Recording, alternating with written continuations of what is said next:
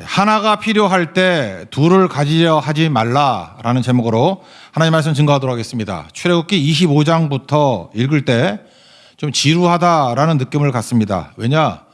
성소 만들고 성막 만드는 그 작업들이 나오기 때문에 그렇습니다. 왜 이것을 이렇게 자세히 다루는 것입니까? 예수님을 알 수 있기 때문에 그렇습니다. 그러니까 실체, 오리지널인 예수님이 나중에 오셨죠. 그래서 이렇게 흐릿하게 보여준 내용들을 가지고 예수님을 알 수 있다는 것입니다. 그런데 거꾸로 흐릿하게 보여주는 예수님을 통해서 무엇이 핵심인지, 무엇이 원리인지, 무엇이 강조점인지 이런 것을 더 잘 알 수 있다는 것입니다. 그래서 이 성소에 관한 내용들은 사실 예수님을 보여주는 거거든요. 그래서 그 뿌리가 뭔지 그걸 살필 수 있다는 것입니다. 이게 좋은 비유인지 모르겠지만 우리나라도 좋은 게 많이 나오는 것 같아요. 그래서 중국이 우리나라 거를 되게 많이 베낍니다. 그 베끼는 걸 통해서 우리가 잘 느끼지 못했던 오리지널의 강점이 무엇인지를 느끼게 해준다라는 거예요. 제가 얼마 전에 봤더니 중국에서 화장품인데 설안수가 나왔습니다. SULANSOO. 얼핏 보니까 설화수인 줄 알았어요. 근데 설안수예요. 그러니까 이게 설화수라는 화장품이 되게 좋은 거고 매력이 있는 거구나. 그 가치를 알게 되더라는 것입니다. 또 치킨 가운데 교춘 치킨이 있어요.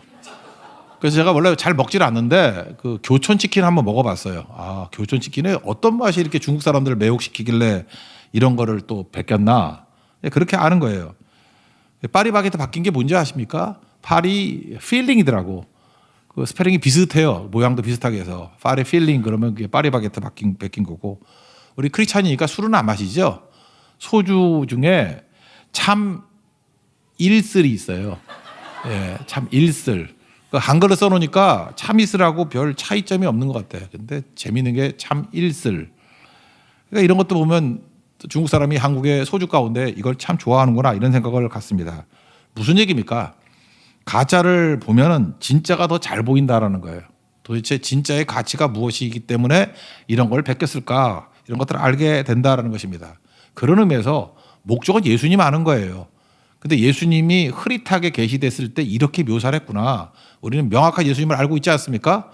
그럴 때 이 성소의 묘사들을 통해서 예수님께 이걸 꼭 붙들고 이거를 중심에 둬야 된다. 이거를 깨닫게 된다라는 것입니다. 오늘도 성소를 통해서 예수님을 만나는 축복의 시간이 되기를 축원합니다. 오늘 세 가지 살피겠는데 첫 번째는 그 예물 가지고 나오라고 하는 첫 번째 메시지가 있고 1절부터 9절까지예요. 그리고 두 번째는 10절부터 16절까지는 그 증거 판을 들어가는 거를 증거궤라 그러잖아요. 그 박스, 직사각형 박스. 그거를 살피는 게 두 번째고 세 번째는 그 박스 위에 뚜껑을 덮죠. 금으로 만든 뚜껑인데 그 뚜껑을 속죄소라 그럽니다. 금으로 만들고 천사들이 날개를 이렇게 마주 대하고 있어요. 그 공간을 속죄소라 그러거든요. 그래서 속죄소가 주는 메시지가 무엇인가 이렇게 세 가지를 살피겠습니다. 차례대로 보겠습니다. 첫 번째 예물을 가져오라 1절부터 9절까지의 말씀입니다. 예물 가져오라 그러고 가져온 예물을 가지고 이제 준비를 합니다. 그게 1절부터 9절 내용인데 2절만 읽겠습니다. 시작. 이스라엘 자손에게 명령하여 내게 예물을 가져오라 하고 기쁜 마음으로 내는 자가 내게 바치는 모든 것을 너희는 받을지니라. 하나님께서 내게 예물을 가져오라 이렇게 말씀하십니다. 이거 참 궁금하지 않습니까? 왜 예물을 가져오라 그러시나? 하나님께서는 기적의 하나님 아닙니까? 홍해도 가르시고 만나와 메추라기를 먹이시고 뭐 다 해주셨잖아요. 근데 하나님이 없는 게 없으실 분 같은데 그냥 기적으로 그냥 다 만들면 될 건데 예물을 가져오라 그랬다라는 거예요. 그 왜 그럴까? 이유가 뭐겠습니까? 우리의 유익을 위해서 그렇다는 거예요. 도대체 왜 시작할 때 예물을 가져오라 하는 것이 유익이 되는가? 그걸 한번 보자라는 거예요. 지금 이스라엘 백성들이 가지고 있는 모든 것들이 100% 하나님이 주신 거죠. 지금 드릴 수 있는 여지가 있습니다. 드릴 수 있는 여력이 있는데 드릴 수 있는 여력은 100% 하나님이 주신 거예요. 출애굽을 할 때 노예였지 않습니까? 그냥 빈손으로 나올 수도 있는데 하나님께서 은혜를 주셨어요. 그래서 출애굽기 12장 35절 36절을 보면은 이렇게 말씀합니다. 애굽 사람에게 은금 패물과 의복을 구하라 이렇게 말씀하셔요. 달라 그러면 하나님께서 애굽 사람들에게 이스라엘 백성에게 은혜를 입히게 하사 그들에게 마음이 줄 마음을 주게 만들었다는 거예요. 그래서 그들이 구하는 대로 주게 하심으로 구하는 대로 다 줬습니다. 그래서 애굽 사람들의 물품을 취하였다. 이런 게 12장 35절 36절에 나와 있거든요. 그러니까 지금 이스라엘 백성들이 갖고 있는 모든 은금, 뭐 폐물 이런 것들은 다 하나님이 주신 거라는 것입니다. 그리고 이제 광야에 나왔어요. 그 가지고 있는 예물 중에서 하나님께 예물을 드리라. 이게 첫 번째 명령이었다는 것입니다.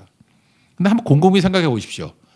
광야에 나올 때 이 사람들이 굉장히 많은 금은 폐물들을 가지고 나왔을 거라고요. 뭐 닥치는 데 다 가지고 나왔으니까. 그런데 광야에서는 금은 폐물이 쓸모가 있습니까? 그거 뭐 했어요, 그거를? 그냥 무거운 돌멩이지. 안 그래요? 금덩이가 1kg짜리가 있다고 합시다. 그러면 그거 무거웠을 거 아니에요. 그러니까 끙끙대고 들고 왔지만 광야에서 뭘 쓸 거예요, 그거? 돌멩이지. 그냥 베개라도 쓸 수 있나? 그렇지만 귀하고 귀하다 그래서 아꼈겠죠. 그리고 또 하나는 뭐냐 하면은 여러분 우리는 전지적 작가 시점에서 보기 때문에 알지만 1세대는 두 사람 빼놓고 여호수아와 갈렙 빼놓고 다 죽었죠. 그러니까 이 사람들은 쓰지도 못할 금은 폐물이에요. 그러니까 두 가지를 요약할 수 있습니다. 그들이 애굽에서 가지고 나온 많은 것들, 금은 폐물들이 일단 무거운 돌멩이고 두 번째 가치가 있다 할지라도 쓰지도 못할 거예요. 물론 뭐 자식들에게 물려줬겠지. 뭐 그 정도로만 되겠지만 자기들은 쓰지도 못할 거라고. 그런데 딱 한 가지. 이들이 그 금은 폐물들을 쓸 수 있는 기회가 있었는데 바로 이 장면이에요. 하나님께서 니네들이 가지고 나온 것들 중에서 예물을 드리라. 그런데 예스하고 순종했으면 그게 가지고 나온 유일한 사용처였다고. 유일하게 하나님께 영광을 돌릴 수 있는 길이었다 이렇게 말할 수 있다라는 것입니다. 나귀는 그 제물을 못 바치는 동물이라 그랬죠. 근데 예수님 그러잖아요. 새끼 나귀 끌고 오라고. 주께서 쓰시겠다 하라. 그럴 때 예스 하니까 잘 쓰임 받잖아요. 그러니까 쓰임 받는다는 게 뭐냐? 사실은 타이밍이 중요한 것입니다. 근데 내 타이밍이 아니라 그 타이밍은 하나님이 정하시는 거예요. 여러분 지금 가지고 있는 것들이 있죠? 다 하나님 주셨죠? 근데 하나님께서 예물을 드리라 이렇게 말할 때 그 타이밍이 있다는 거예요. 맞추면은 잘 쓰임 받는 거고 맞추지 못하면 그냥 돌멩이에 불과하고 쓰지도 못하고 죽는다니까요. 쓸 수 있는 기회가 이스라엘 백성들에게 딱 한 번이었어요. 사용된 사람이 있고 그렇지 못한 사람이 있겠죠. 어리석은 사람과 지혜로운 사람 갈라지게 된다는 것입니다. 이게 부자 청년하고 삭개오도 그렇죠. 똑같이 하나님이 예수님 부르시잖아요. 부자 청년 뭐 다 갖춘 사람 아닙니까? 재산 다 갖다 팔아가지고 가난한 자 나눠주고 너는 나를 따르라. 그러니까 예수님의 12제자 중에 하나가 될 수 있는 찬스였죠. 기회였죠. 근데 이 사람은 어땠습니까? 뭐 미룬 거일 수도 있겠죠. 어떻게 생각을 했습니까? 재물이 많은 거로 슬픈 기색을 띠고 근심하여 갓대비다 그냥. 그러니까 기회를 놓친 거죠. 쓰임받은 기회를 놓친 거죠. 세상에 이런 바보가 어디 있어요. 예수님의 제자 되는 게 얼마나 영광스러운 일인데 이런 기회가 또 없죠. 근데 예물 바치라 똑같잖아요. 내 몸을 바치라. 이 머뭇거리다가 다 놓쳐버렸다는 것입니다. 반면에 당대에 그렇게 욕먹던 사람이 세리들 아니에요. 거기다 세리장 아닙니까? 삭개오는. 누가복음 19장 같은 데 보면은 예수님께서 야 나무에서 내려와라. 내가 너네 집에서 유하여야 되겠다. 밥 좀 먹자. 뭐 이런 거 아니에요? 그랬더니 기쁘게 내려왔죠. 그리고 예스했잖아요. 예수님의 요청에 대해서. 물론 뭐 여기서 이것도 대단한 거죠. 뭐 내가 등쳐먹고 있으면 4배나 갖고 재산의 반을 가난한 사람들에게 나눠주겠습니다. 사실 그보다 더 중요한 건 그 다음 말씀이거든요. 오늘 구원이 이 집에 이르렀다. 너도 아브라함의 자손이다. 이유가 무엇입니까? 예수님이 요청할 때 받아들였잖아요. 그러니까 이게 능력이 있는 모습이 되겠죠. 우리도 똑같습니다. 주님께서 우리를 부르실 때가 있어요. 예물을 드려라. 뭐 헌신하라. 그럴 때 내 타이밍에 맞추면은 여러분 무너집니다. 근데 하나님 타이밍에 예스 하면 쓰임 받는다는 거예요. 이스라엘 백성들 이게 딱 한 번일지 몰랐지. 근데 안 쓰니까 돌멩이고 안 쓰니까 아무것도 아니잖아요. 그러니까 주님 부르실 때 순종하는 것이 이렇게 중요하다라는 것입니다. 우리 성경을 보면 예수님을 신랑이라 그러고 우리를 신부라 그러잖아요. 신랑 대신 예수님 기다리는 신부. 여러분 남자들이 잊지 못하는 여자가 있다 그러죠. 여자분들 잘 들어보세요. 외모가 뛰어난 여자를 못 잊는 거 아니고요. 여자분들 그렇게 생각하죠? 아니고요. 남자가 어려울 때 믿어주는 여자랍니다. 진짜 그래요. 가장 어려울 때. 어려울 때는 어떤 때죠? 나도 나를 믿지 못할 때잖아요. 바닥일 때. 나의 현재를 믿는 게 아니라 뭘 믿는 거예요? 아무것도 없잖아요. 여백. 그 여백을 믿어주는 거잖아요. 여백을 믿음으로 채워주는 거잖아요. 못 잊어요. 지금 하나님께서 우리에게 말씀하시는 게 뭐냐면 지금 하나님께서 뭘 이루어준 거 하나도 없잖아요. 여백 아니야, 여백. 여백을 예물을 드려라. 그 얘기는 무슨 얘기예요? 여백을 신뢰로 채우는 것으로부터 시작하라. 그런 뜻이라는 거예요. 우리 인생이 아름다운 인생, 신앙의 출발이 아름다운 출발이 되기 위해서는 뭘 응답받고 뭘 채워지고 그게 아니에요. 여백을 너의 믿음으로 좀 채워줄래? 여백을 너의 신뢰로 좀 채워줄래? 그 예물 드리라예요. 네, 그러겠습니다. 그때부터 우리 인생이 영광스러운 인생이 될 수 있다라는 것입니다. 오늘도 예배드리는 성도 가운데 고난과 어려움 가운데 처한 분들 계십니까? 물론 고난과 어려움이 있을 때도 주님 만날 기회죠. 어려울 때 주님 찾잖아요. 그죠? 고난 당할 때 기도하라. 그것도 중요한 거지만 더 중요한 건 뭐냐 하면요. 이렇게 넉넉하고 사실 별 문제 없을 때 그때가 여백이거든. 그때 믿음으로 채우는 게 되게 중요해요. 이런 얘기가 있습니다. 배고플 때 장 보지 말라고. 배고플 때 장 보면요. 다 배고프니까 다 맛있어 보여. 이것저것 다 떼지 된다고. 제 고백입니다. 예, 그래요. 그래서 배고플 때 뭐 사러 가면 안 돼. 그래서 좀 이렇게 배불러 있을 때 사러 가면은 아주 이성을 잃지 않고 사요. 그죠? 서양 속담에 그런 속담이다 그러잖아요. 저녁에 의자를 사지 마라. 저녁에 막 지쳐 있잖아요. 그래서 아무 의자나 앉아도 다 편안해.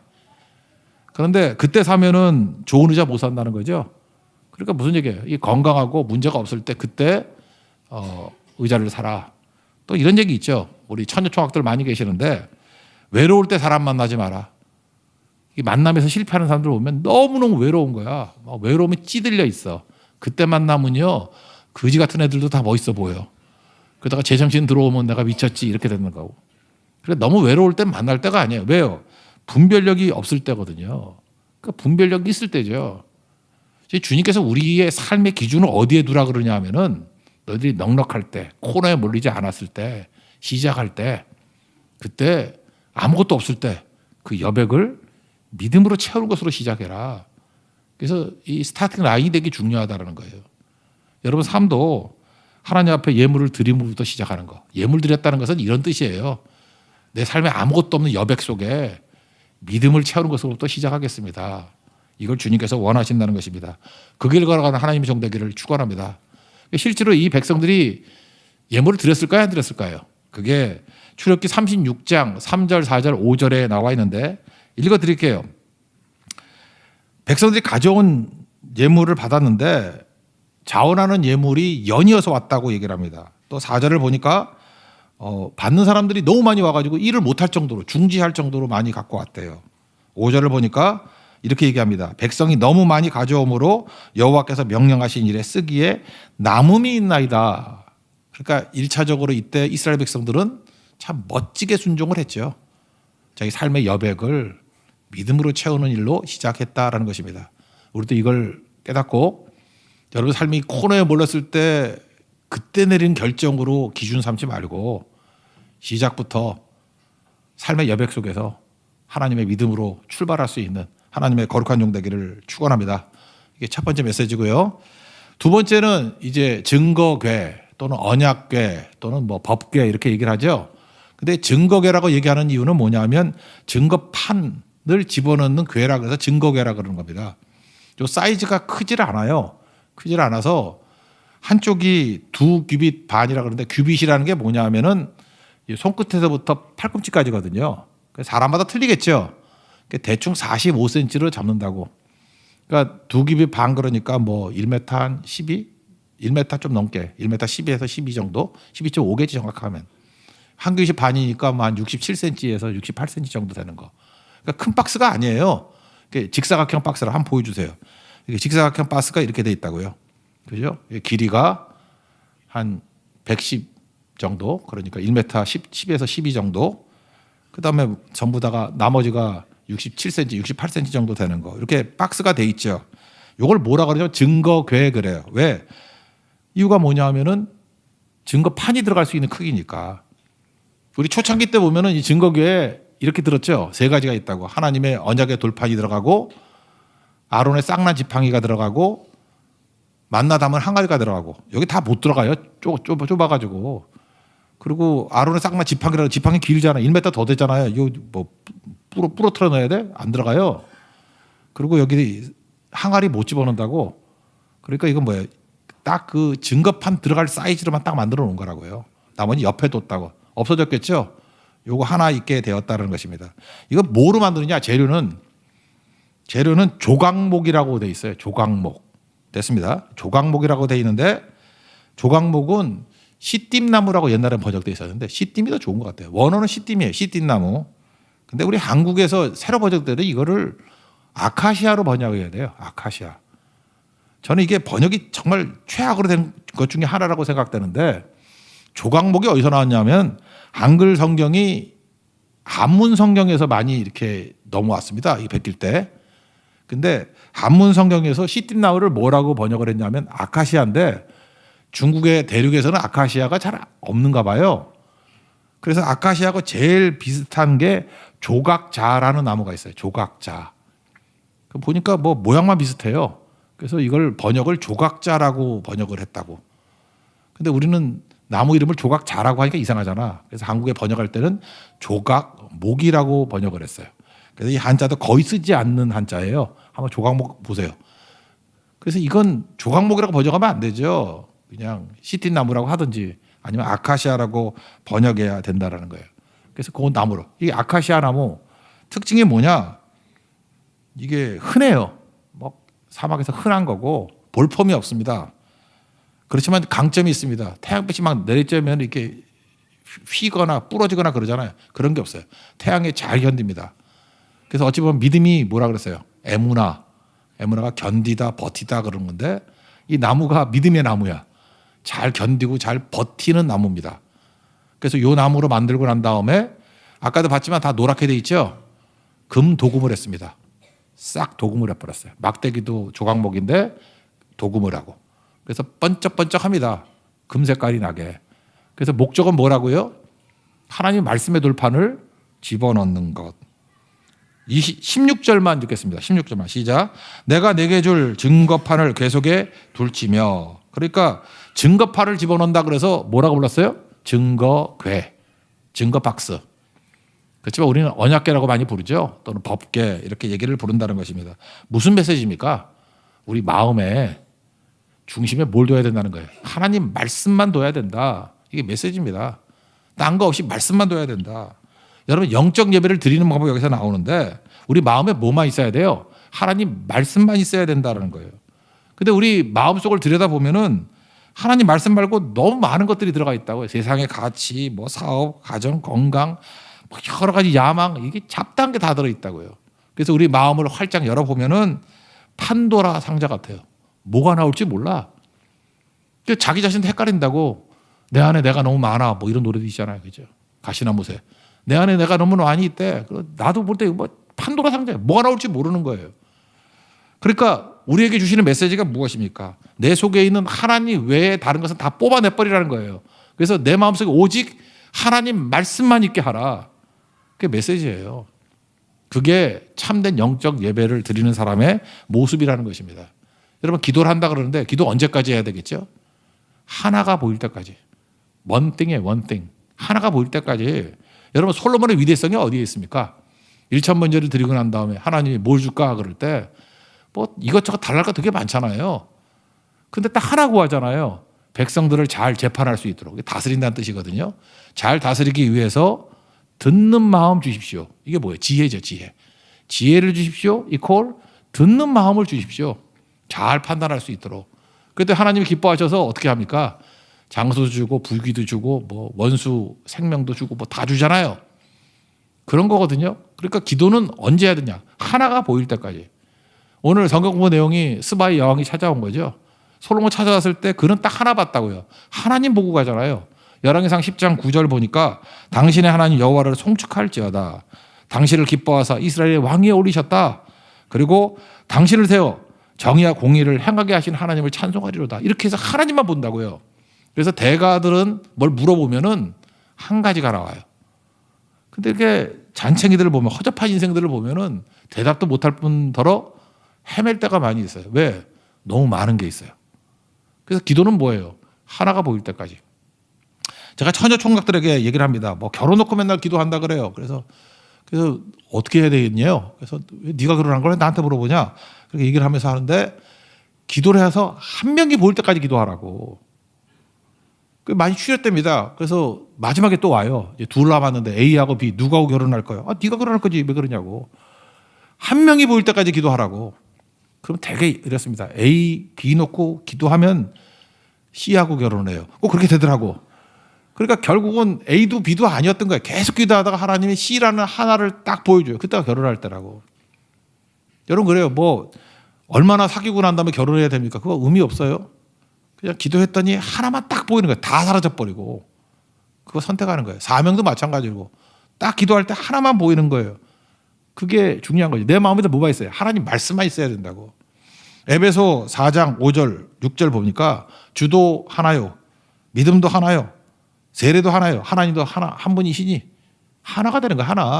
하나 붙드는 게 이게 파워가 있습니다. 그게 신앙의 내용이라는 거예요. 우리 고전적인 해석을 한번 해봅시다. 토끼와 거북이 있죠. 토끼와 거북이의 그 장단점을 한번 봅시다. 재해석을 한번 해보면 토끼의 문제는 뭐였냐면은 상대편을 바라보고 결정을 내리는 거예요. 그러니까 토끼의 모든 결정은 상대편이 누구예요? 거북이 보고 결정나는 거예요. 거북이가 빨랐다 그러면 열심히 뛰었을 거고, 거북이가 느리잖아요. 그러니까 지도 방심하고 잠자잖아요. 우리 인생 그렇게 살면 안 됩니다. 옆에 있는 주변 환경이나 사람 바라보고 그것이 내 삶에 영향을 주면 안 된다고. 굳이 말한다 그러면 거북이의 강점은 어디에 있습니까? 목표를 향해 걸었죠. 토끼를 쳐다본 게 아니야. 목표를 향해, 빠르든 느리든 목표를 향해 갔다고, 표대를 향하여 갔다고. 바로 그 차이입니다. 인생은요, 상대평가가 아니에요. 절대평가입니다. 하나님 말씀 붙들고 그냥 가는 거예요. 하나님의 부르심 따라 가는 거라고. 그게 중요한 거죠. 근데 우리도 잘 보세요. 뭐 금주에 우리 제주성교 가잖아요. 가면 이런 태도를 보이는 사람이 있어요. 결정을 안 내려. 그리고 이렇게 얘기해. 누구 가요? 맨날 이래. 나 어느 교회 가려고 그러는데 거기 멤버가 누구예요? 맨날 이런 거 묻는다고. 딱 토끼예요, 토끼. 내가 그래서 그 사람 너 토끼지 그랬더니 토끼인지 어떻게 알았냐? 토끼라고 토끼. 토끼는 기준이 뭐냐면 옆 사람이에요, 옆 사람. 그러니까 이런 사람들은 항상 시험에 빠지게 돼 있는 거죠. 뭐 분위기 어때요? 맨날 눈치만 보는 거라고. 그 토끼같이 될 수밖에 없다고. 이거는 결국은 업앤다운이 있을 뿐이지 결국에 망하는 길이에요. 거북이는 빠르고 느리기는 둘째 문제고 목표가 있잖아요. 그게 뭐예요? 내 마음속에 있는 말씀이죠. 말씀 따라 늦든 빠르든 쭉 가면 결국은 가잖아요. 속도 차이지. 인생은 그렇게 사는 거라는 거예요. 그래서 이 증거계 박스가 우리에게 보여주는 메시지는 뭐냐? 이 증거계가 우리 마음입니다. 마음. 말씀만 있어야 된다는 거예요. 하나만 있어야 된다는 거예요. 뭐든지 두 개 품으면 안 됩니다. 그죠? 하나를 붙들어야 될 때 두 개 쫓아가다가 망치지 말고 하나 붙들 수 있는 하나님의 거룩한 종 되기를 축원합니다. 마지막 세 번째 메시지는 이제 박스가 있죠. 그럼 뚜껑이 있을 거 아니에요. 뚜껑을 속죄소라고 얘기를 합니다. 그런데 이 박스는 시띠 나무에다가 금도금했다 그랬죠. 그러니까 보이기는 다 금같이 보여요. 그렇지만 도금이에요. 근데 뚜껑은 100% 금입니다. 뚜껑 전체가 다 금이에요.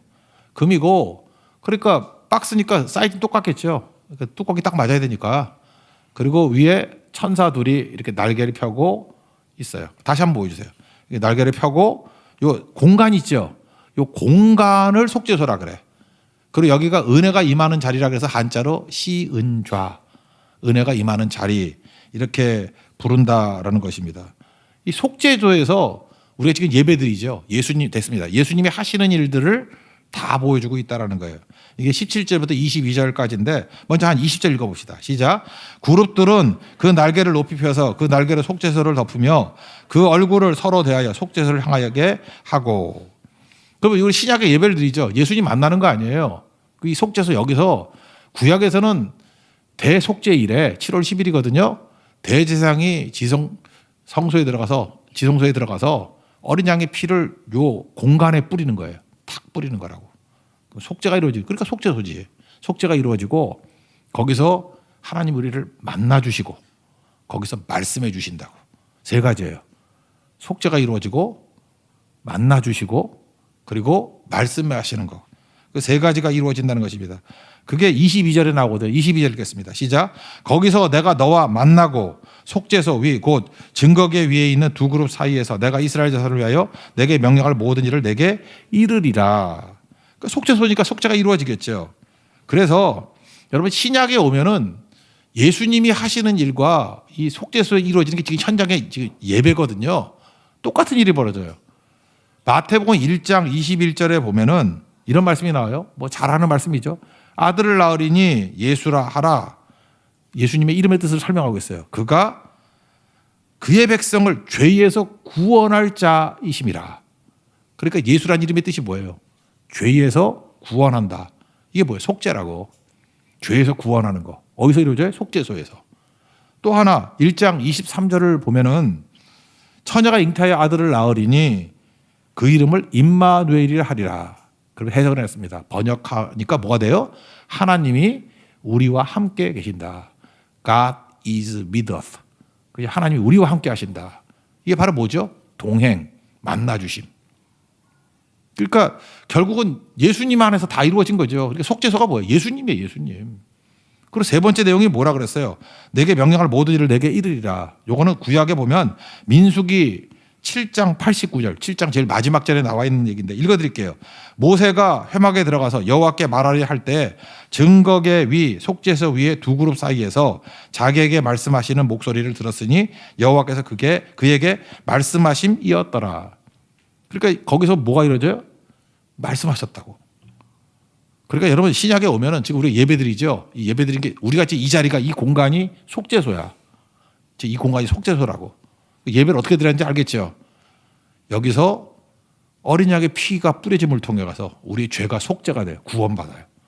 오늘도 예배드리는 모든 성도들 예수 이름으로 고백하고 예수 이름 십자가 붙들면 우리 죄가 사해집니다. 믿습니까?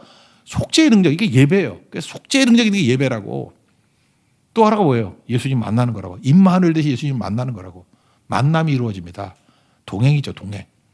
그죠? 그래서 주님과 항상 같이 가게 된다는 거예요. 예수님 만나는 시간이에요. 그 세 번째가 뭐죠? 주님께서 그 시적절하게 우리가 말씀하시잖아요. 이제 말씀 듣고 있잖아요. 그죠?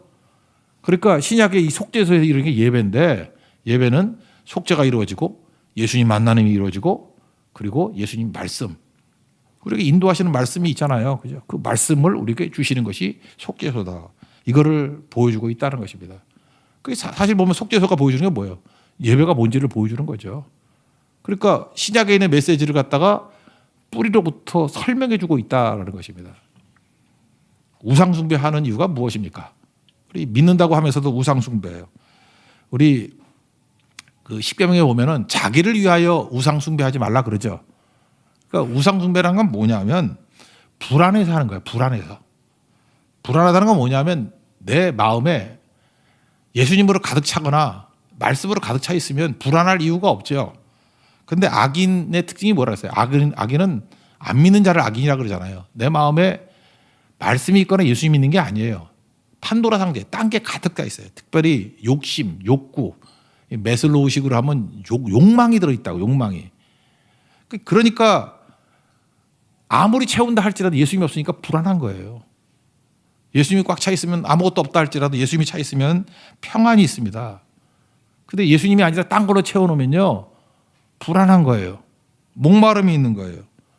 그래서 여러분들이 많은 사람들, 불안한 사람들 보면은 솔직한 얘기로 여러분 마음에 예수님이 계십니까? 말씀으로 가득 차 있습니까? 아니에요. 온갖 근심, 걱정, 내 욕망, 욕심 이런 게 있다고. 그러니까 그거는 약 먹는다, 불안증 약 먹는다고 해결되는 게 아니고 예수님이 답입니다. 예수님으로 충만해지고 말씀에 대한 철저한 헌신, 100% 말씀밖에 없습니다. 그럼 해소가 된다라는 거예요. 우리 성경을 보면은 맨날 죽으라 그러죠. 죽으라, 죽으라. 그래서 교회는 힐링 센터가 아니라 힐링 센터. 이거는 사실 종교다원주의가 표방하는 거예요. 힐링은. 그래서 뭐 힐링 하려 그러면 불교 가세요. 불교가 힐링 더 많이 해. 무슨 스님들 뭐 힐링 센터 열심히 하고 있다고. 그 흉내내 가지고 잠깐 교회가 힐링 센터였는데 교회는 힐링 센터가 아니라 킬링 센터라니까요. 죽여버리려고 모이는 거라고. 죽어야 돼요. 근데 왜 죽으라, 왜 비우라 그러는 거예요? 줄 게 있으니까. NIBC가 뭐예요? 갈라디아 2장 20절 아니에요? Not I, but Christ lives in me. 내 안에 내가 아니라 예수가 살아계신다고. 그러니까 죽으란 얘기가 뭐야? 내가 죽으면 예수가 내 안에 산다고요. 비우란 얘기가 뭐예요? 비우면 하나님이 더 좋은 것으로 채워주신다 그런 뜻 아니에요. 그래, 이건 복음의 복음. 죽으라가 복음이라고요. 딴 거 채우면 안 된다는 거죠. 너 진짜 평안이 임하고 승리가 임할 것으로 채워줄게. 그러니까 비우라는 거죠. 예를 들어서 뭐 예를 하나 들어봅시다. 뭐 우리 자녀가 있는데 휴대폰이요. 휴대폰. 이게 거지 같은 거 들고 다녀. 그냥 막 액정도 금이 가고 막 깨지고 한 5년쯤 된 올드 패션. 이 아버지가 마음이 아파가지고 그죠? 애플 15 프로 맥스 그걸 200만 원짜리 하나 사가지고 숨겨놨어. 그거 나 줄래? 이 멍청이가 안 줘. 내 건데 왜 줘? 그래서 장난으로 막 뺏는 거예요. 그죠? 나 달라니까 내가 가져갈 거야. 그러면 죽어도 안 주겠다고 그러죠. 그때 우리 느끼는 게 뭐예요? 바보, 멍청이, 쪼다. 뭐 온갖 얘기를 다 할 수 있겠죠. 사실 본심은 뭐예요? 그 허접한 거 뺏어가지고 좋은 거 신형 줄라 그러는 거 아니잖아요. 그게 하나님 마음이라고. 하나님 마음. 그러니까 잠깐 우리를 하게 죽으라 그럴 때 조금 눈치가 있는 사람은 그러잖아요. 주님이 죽으라 그러면 웃어야지. 뭘 주려고 죽으라 그러지? 뭘 주려고 비우라 그러지? 상상도 못할 거 주셔요. 상상도 못할 거. 저는 요즘에 눈치가 빨라서 알아요. 뭐 죽으라 그러면 나 혼자 웃어. 아이고 죽으라고 죽으라고 진짜 죽이네. 그러면서 막 간다고 죽이네. 더 좋은 거 주신다고요. 오늘 그게 메시지예요. 속죄소에서 그래서 은혜의 자리라 그러잖아요. 상상도 못할 은혜를 주십니다. 내가 죽으면요 생명이 살아나고 내가 드리면 영광으로 몇 배를 주시고요. 세상의 것 드리면 하늘의 것으로 채워주십니다. 그게 속죄소예요. 오늘 세 가지 메시지였습니다. 시작할 때 예물 드리라? 뭐 이런 게 다 있어? 아닙니다. 내 삶의 여백, 출발이 중요한 거거든요. 급할 때 고난, 그게 아니고 여백일 때 믿음으로 채우라는 거예요. 첫 번째 메시지. 그 다음에 증거계는 내 마음이라고 그랬잖아요. 판도라 상자가 되면 안 되고 말씀만 있어야 되고 말씀만 붙드십시오. 하나 붙들어야 돼. 하나. 화살 1개 가진 사람이 2개 가진 사람이 이긴다 그러잖아요. 2개가 중요한 게 아니야. 하나에 하나. 하나가 될 때까지. 그리고 세 번째 중요한 건 뭐예요? 금으로 만든 속죄소. 이게 사실 예배 본질이거든. 예수 안에 죄사함이 있습니다. 예수 안에 동행이 있고 예수님께서 우리에게 갈 길을 알려주십니다. 말씀이 있습니다. 그거 붙들고 헤매는 인생이 아니라 갈 길을 밝히 보이시는 주님의 길을 따라가는 승리의 종 되기를 축원합니다. 자리에서 일어나겠습니다. 주님의 선하심 찬양하겠습니다.